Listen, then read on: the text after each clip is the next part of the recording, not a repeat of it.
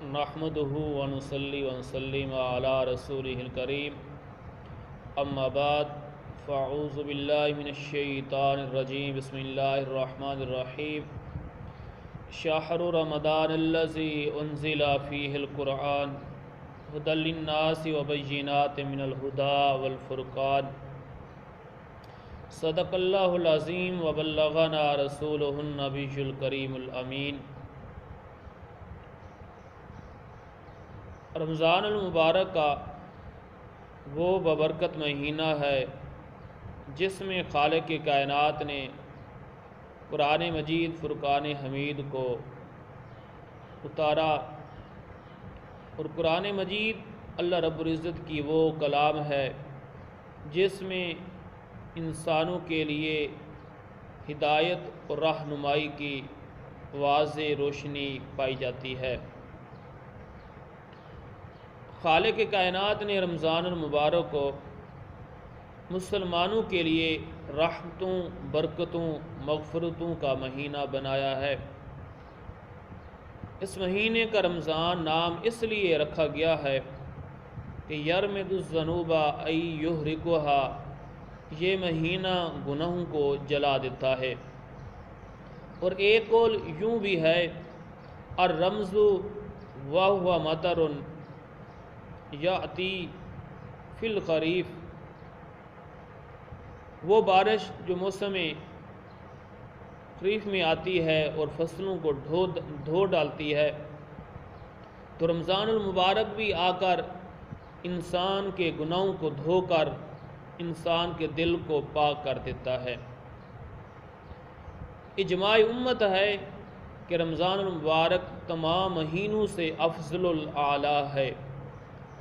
جس طرح حضرت یعقوب علیہ نبینا علیہ السلام کو 12 بیٹوں میں سے زیادہ پیار حضرت یوسف علیہ نبینا علیہ السلام کے ساتھ تھا، اسی طرح خالق کائنات کو 12 مہینوں میں سے زیادہ پیار رمضان المبارک کے مہینے کے ساتھ ہے۔ جس طرح حضرت یوسف علیہ نبینا علیہ السلام کے صدقے 11 بھائیوں کی مغفرت ہوئی، بخشش ہوئی، اسی طرح اللہ رب العزت رمضان المبارک کے صدقے، رمضان المبارک کی برکت سے 11 مہینوں کی کوتاہیوں کو، لغزشوں کو، گناہوں کو معاف فرما دیتا ہے۔ رمضان المبارک کا مہینہ مکرمیت، سعادیت، مظہریت میں تمام مہینوں سے افضل الاعلیٰ ہے۔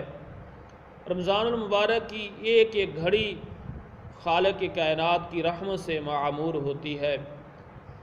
سعید الفطر ارواح نیک لوگ اس مہینے کا شدت کے ساتھ انتظار کرتے ہیں تاکہ اس مہینے کی رحمت اور برکت حاصل کر کے اپنے لیے نجات کا سامان حاصل کر سکیں۔ اس مہینے کی فضیلت اس بات سے بھی عیاں ہے کہ اللہ رب العزت کی آخری کتاب قرآن مجید فرقان حمید اسی مہینے میں لوح محفوظ پر اتارا گیا، اور وہاں سے حسب ضرورت 23 برس میں نبی اکرم نور مجسم تاجدار عرب و عجم حضور علیہ السلام کی قلب اطہر پر نازل کیا گیا۔ قرآن مجید فرقان حمید کے علاوہ اور تورات، انجیل، زبور وہ بھی اسی مہینے میں نازل ہوئیں، یعنی اس مہینے کو خالق کائنات اللہ رب العزت کے کلام کے ساتھ خاص نسبت ہے۔ یہ واقعات تو دور اسلام سے قبل کے ہیں، اور دور اسلام میں بھی بڑے بڑے واقعات اس مہینے میں رونما ہوئے، جیسے حضرت فاطمہ الزہرا رضی اللہ تعالی عنہا کا وصال مبارک بھی اسی مہینے میں، حضرت علی المرتضیٰ شیر خدا کرم اللہ وجہہ الکریم انہوں کا وصال مبارک بھی اسی مہینے میں، اور جنگ بدر کا واقعہ بھی اسی مہینے میں رونما ہوا۔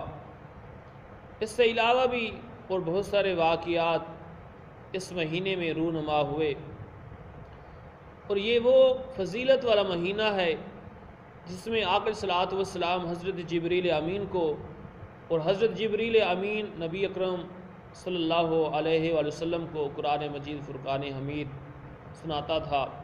آقا صلوات والسلام جبریل امین کو سناتے تھے، اور یہ وہ بابرکت مہینہ ہے جس میں امام اعظم ابو حنیفہ رحمۃ اللہ علیہ 61 مرتبہ قرآن مجید فرقان حمید کو مکمل فرماتے تھے، 30 ختم شریف دن میں اور 30 ختم شریف رات میں اور 1 ختم شریف تراویحوں میں آپ کیا کرتے تھے۔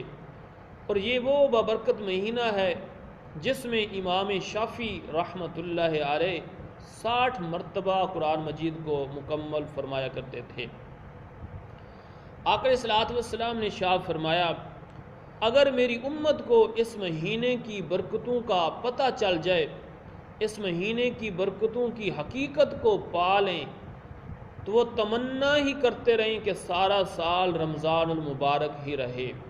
اگر میری امت کو پتہ چل جائے کہ رمضان المبارک کی کتنی برکتیں ہیں، کیا برکتیں ہیں، اس کی حقیقت کیا ہے، تو وہ سارا سال اور تمنا ہی کرتے رہیں کہ سارا سال رمضان المبارک ہی رہے۔ روایت میں یہ ہے کہ آقا صلوات والسلام نے ارشاد فرمایا، بروز قیامت اللہ رب العزت روزہ داروں کے سامنے، کچھ لوگوں کے سامنے نعمت خاں یعنی دسترخوان بچھائے گا، لوگ اس کے اوپر سے کھانا تناول فرمائیں گے، کھانا کھائیں گے، دوسرے لوگ حیران ہوں گے، تعجب کریں گے کہ یہ کیسے لوگ ہیں، ہم حساب و کتاب میں مبتلا ہیں اور یہ لوگ کھانا کھا رہے ہیں۔ تو اللہ رب العزت ارشاد فرمائے گا، اے لوگو، یہ وہ لوگ ہیں جو دنیا میں روزہ رکھتے تھے، میری رضا اور میری خوشنودی کو حاصل کرنے کے لیے روزہ رکھتے تھے، تم وہ لوگ ہیں جو روزہ کھایا کرتے تھے۔ اللہ رب العزت نے حضرت موسیٰ علیہ نبی علیہ السلام کو ارشاد فرمایا کہ میں امت محمدیہ کو 2 نور عطا فرمائے ہیں تاکہ 2 اندھیروں سے وہ نجات حاصل کر سکے۔ پوچھا گیا یا باری تعالیٰ وہ کون سے 2 نور ہیں؟ ارشاد فرمایا ایک نور قرآن ہے، دوسرا نور رمضان ہے۔ پھر پوچھا گیا وہ 2 اندھیرے کون سے ہیں؟ بتایا گیا کہ ایک اندھیرا قبر کا ہے، دوسرا اندھیرا قیامت کا ہے۔